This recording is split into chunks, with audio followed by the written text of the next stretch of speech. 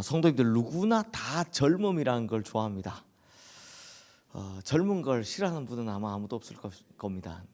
나이가 어려서야 어른이 되면 막 자기 마음대로 하는 것처럼 보이니까 어릴 때는 빨리 나이가 들고 어른이 되고 싶지만, 진짜 어른이 되고 진짜 나이가 먹고 나면 젊음이 얼마나 좋은 것이라는 걸 잘 알게 됩니다. 그래서 하루라도 더 젊어 보이기 위해서 많은 시간을 투자하시는 분도 계시고 많은 돈을 투자하시는 분들도 계시죠.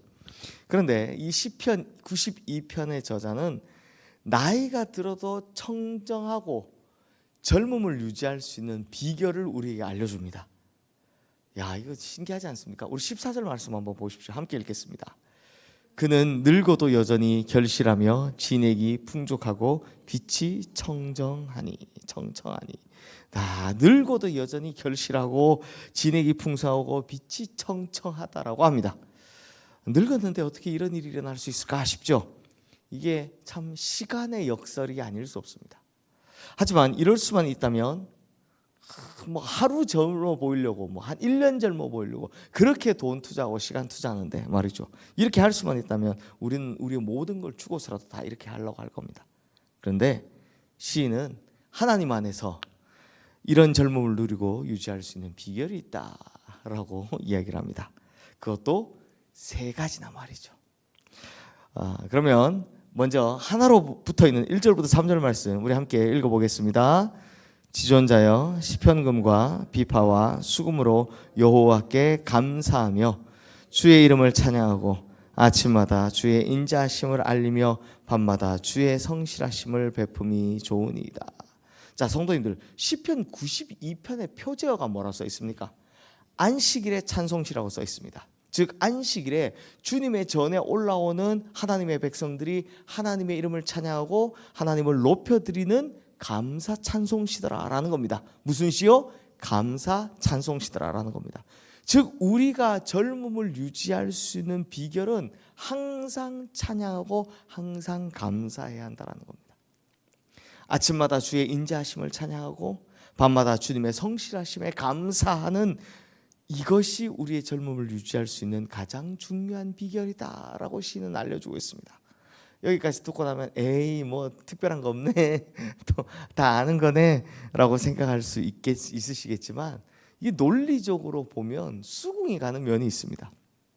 자, 성도님들, 인간은 크게 나누면 육체와 영혼으로 이루어져 있는데요, 이 둘이 따로 뚝 떨어져 있는 게 아니라 어떻게 되어 있습니까? 하나로 잘 연결이 되어 있습니다.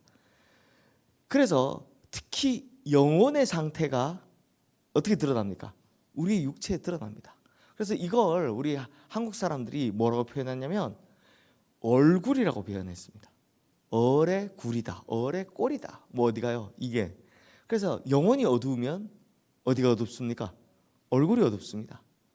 영혼이 즐겁고 기쁘면 얼굴이 항상 밝고 즐거운 겁니다. 마찬가지입니다. 그러니 영혼이 기뻐하고 행복하면 당연히 육체에도 영향을 주는 겁니다. 하지만 마음이 병들어 있고 영혼이 걱정과 염려에 사로잡혀 있으면 육체도 그것 때문에 진액이 마르고 열매는 사라지게 되고 빛을 잃어버리게 되는 겁니다. 우리 성도님들 실제 경험하지 않으셨습니까? 대부분 이런 경험 다 있으실 겁니다. 걱정과 염려로 몇 달만 고생하고 나면요, 뭐가 망가집니까? 우리 육신이 다 몸이 아픕니다. 그 경험해 보셨잖아요.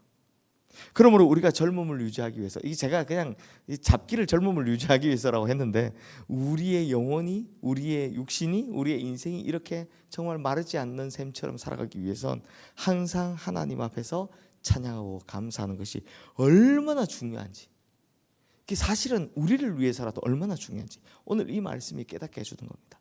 그러므로 가장 이른 새벽 시간에 하나님 전에 나와서 하나님 찬양하고, 밤에 잠들 때도 인생의 많은 짐들을 끌어안고 잠들지 않은 채 그냥 하나님께 감사하면서 2다리 쭉 뻗고 주무시는 우리 성도님들 되시기를 주님의 이름으로 축원합니다.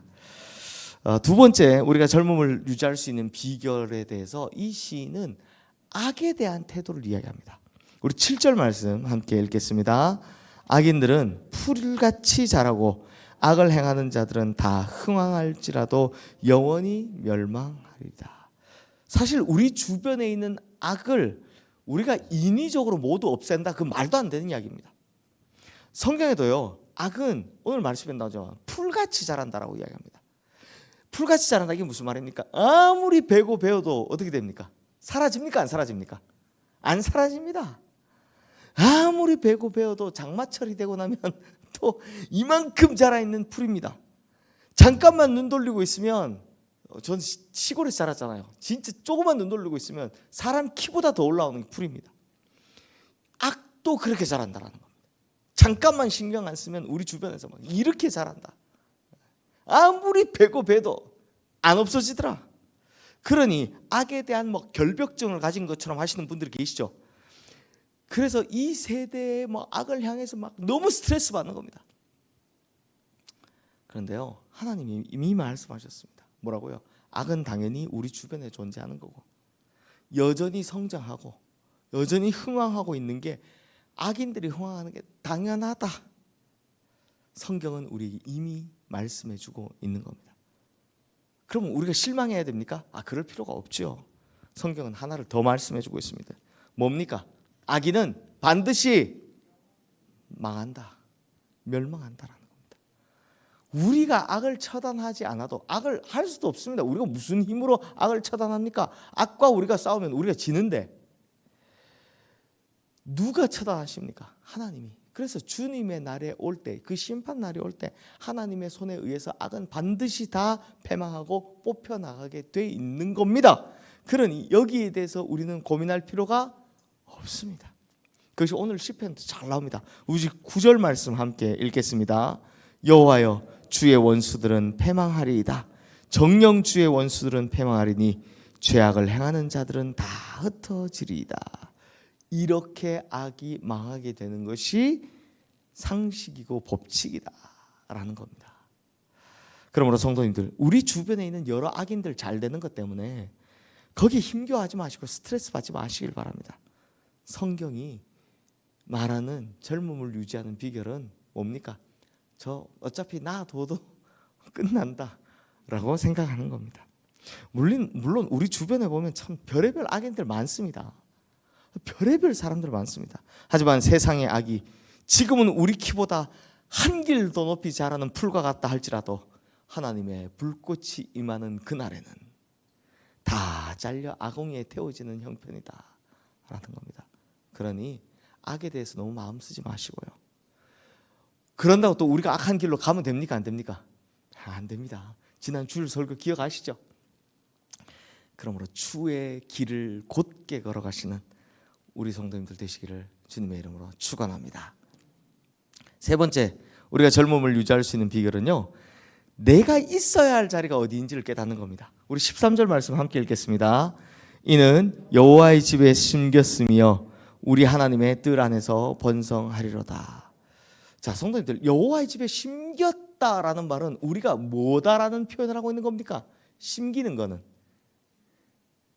시편은요 1편에 10편 모든 것의 주제가 다 나옵니다.